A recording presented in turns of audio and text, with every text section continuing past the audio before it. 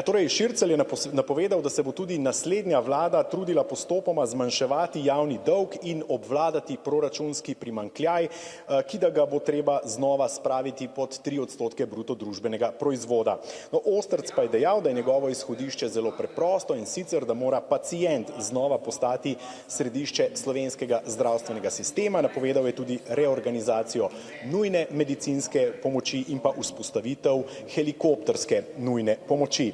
No, ministrske hearinge v intenzivnem dvodnevnem terminu in tempu za predstavitev vseh 15 kandidatov za ministre pa sicer spremljajo postopkovni zapleti, zamude in prekinitve.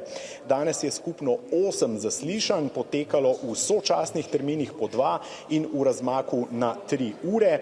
No, da bi to lahko izpeljali, pa je desna bodoča koalicija predlagala omejitev poslanskih razprav, kar je leva bodoča opozicija označila kot omejevanje svojega dela.